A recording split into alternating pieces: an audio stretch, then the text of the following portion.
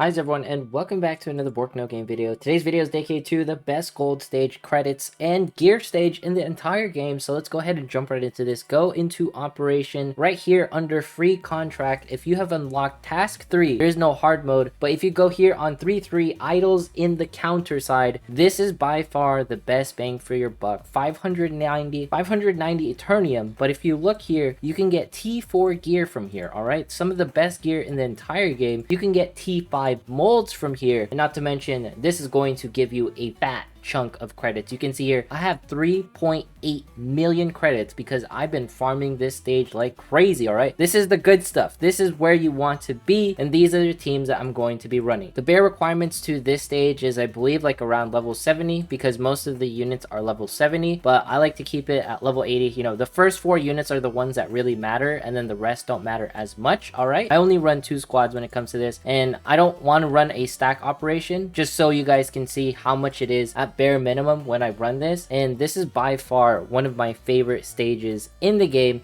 because these 2 units right here, they don't move, the little Humvee looking things, and the enemies are super easy to fight for this stage. Now getting here is a journey of itself. It's fairly difficult to actually take on all the different tasks, but if you can accomplish this stage, you will be golden. This is going to be the best. And we'll also cover some other stages in case you can't get to the task stage, and we'll cover some more tips. All right, so this is going to be the fights and stuff. As you can see, the enemy wave is not that difficult. It's just these like little minion dudes, and there's nothing really crazy. Even at the later stages where you fight the other enemies, you can see here Alpha doing her thing. I did get Elizabeth Pendragon from another set of summons. I think you guys saw that on my summons video. This was like, you know, one of the new characters that I picked up, and as you can see, my main DPS really is still Kim So Bin. That's why she's like the highest level out of everyone, and she has been doing excellent work over anything. All right, now a couple of things why you guys are probably wondering, Bork, why are you not running like 6 people in a squad versus, you know, like you're running 8 now? The reason why you want to run 8 is because the more EXP that you get within a stage, so the more units that you are running on a stage, the more gold that you get. All right, so it's very important that you have more units so you can get more gold in the game. All right, EXP equals gold. Make sure to have more gold. All right, and these guys technically give the highest gold in the game, and this is why in the future technically event stages will be even better, because event stages will have higher level monsters and stuff, so you get more EXP as you're going through those stages. So even then, technically this, you know, stage that we are currently farming might get slightly outdated, because new events will come out with more gold and, you know, more EXP and all that stuff, so look out for that. Of course, this is still going to be one of the best stages to farm for gear because of those T5 molds that we were covering earlier. Okay, so let's go ahead and cover a few more things. All right, this is going to be a post by u/Kiarta, and when it comes to this, they're going to be showing all the different breakdowns when it comes to gold. Note here 444, this is going to be the last stage in the game currently within story. We'll be providing 43,000 gold. I also posted it in the Google spreadsheet, so if you want to check it out there, feel free to do so. I'll leave links down in the description. All right, and when it comes to my units, I'm still using, you know, Irie Alfred and Cindy Looper. They're still like my premier tanks when it comes to like most content in the game. They haven't failed me thus far, and this is going to be the enemy like boss stage. Like, he is so easy to tackle. He doesn't do anything. He just spits out like a little bit of like the purpley goopy glop. It's like an easy stage just to farm. There we go. I love this stage because it was so hard to get here, but once you get to this part right here, everything was worth it. The time, the turbulence. Previous task stages, they have like blizzards, there's like electrical storms, there's like fire storms. So to get to this stage, it really is like one of the hardest things in the game. This stage itself, 333, you know, task 333 is not that hard, because this enemy is absolutely easy to fight. The ads that like pretty much get thrown at you, they're absolutely easy. And of course, like one of the biggest things is I don't think like my ship Glepnir like level 30 doesn't have to be like a thing when you're fighting this. And the biggest parts that you'll probably have difficulty on is getting like another set of tanks and strikers, because I feel like they're going to be important to keep like your rangers and all your other units pretty much alive. So right there, we are going to be completing the stage, and the beautiful part is is you don't have to kill those Humvees as well to get S rank. So now you will see the moment that we have been waiting for, S rank victory, T5 gear, 59,000 gold right there. That is practically 60,000 gold, not to mention you get some EXP from this stage as well. I'm talking about like this stuff right here, the high appraisal. So yes, this is by far the best stage to farm. You need to come here. 590 Eternium for this place is an absolute steal.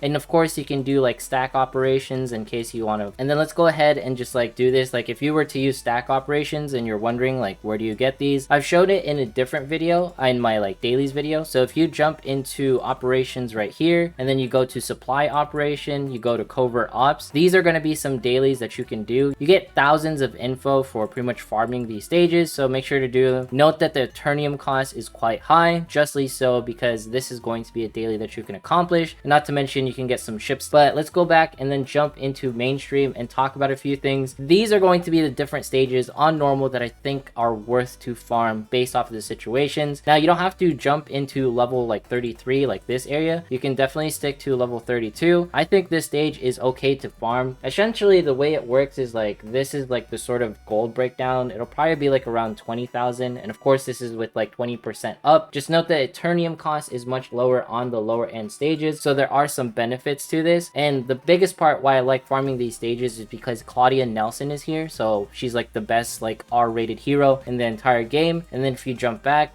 Act 3 right here also is going to be giving, you know, Cindy Looper. Just note that the higher the stage that you can farm, the more gold, just like shown in pretty much the Google Docs right here, quoted by u/Kirata. Hopefully I'm saying that right. All right, so when it comes to this, feel free to farm this stage as well in case you can't jump into task 3. And the next thing is going to be episode 4 is going to be very great as well, 444. Ideally you don't tackle like the normal mode stages. All right, this one 44444, it's not like worth it. You should technically go into hard mode and do 4111. This is going to be a little bit better, and as you can tell the enemies are level 56. And then let's go back to normal mode. The enemies are going to be level 55. So as you can tell, like the enemy like levels matter a lot on how much gold that you're going to be getting, because it's based off of how much EXP your units are getting. All right, so it's one of those things to pay attention. If we find a stage like outside of like free contracts in task 3 right here that has higher levels, then you will want to farm that stage. So if there's a stage that has like level 80 units, that's going to be providing more gold. That's how gold works in this game. The only reason why people recommend 333 is because it is the fastest stage to farm. Technically speaking, it's fairly easy to do. There's T5 gear and all that stuff, but the other stages, they also have level 75, level 79 enemies, and they also have like the T5 stuff. But as you can tell with this stage, the enemy levels are slightly the same. You know, they're level 77, this one's level 79. I like farming this stage just because it's a lot easier to tackle. So let's go ahead and jump into some PvP, because folks have been asking me like, can there be a PvP guide of some sort? I'm gonna tell you right now, when it comes to PvP, I am not the greatest at it. I just do it, and like if I win, I win. If I lose, then I lose. Let's form a squad and change this person to Zhao Lin right here. Zhao Lin is not the greatest in PvP, but it's going to be better than Kim So Bin right there, because Kim So Bin, she just kind of dies too and doesn't deal enough damage. So let's go ahead and run this team. The way I like to work it out is I like to clump up my units in the back, and then I'll throw all of my units at once. All right, so one of the things that I highly advise when you're jumping into Gauntlet is not throwing all of your units out on the field as soon as possible. So we're gonna wait until around the 9th like energy bar, and then now we are going to slam all of our units down. All right, that's how I like to do it. Usually I get to have like Yang Harim on the field, and then we'll put the little like shieldies right there. Hopefully it lands right there perfectly, and then we'll put Zhao right here in the back and position ourselves appropriately. All right, we're gonna need like the little tanks and stuff right here. This is where I like to use like Irie Alfred and the Tank-san or Tank-chan to pretty much push the enemies back, because that's going to be the important part to keep ourselves alive right here. Because if we can push them back, that's going to be the best thing happening. And then let's shoot the little lasers. I don't think we're gonna win here, but we can definitely try our hardest to keep them from coming. All right, so put put Elizabeth right there. Hopefully she'll do like the AoEs right here and kill them all. No, we're definitely going to die. All right, we're gonna lose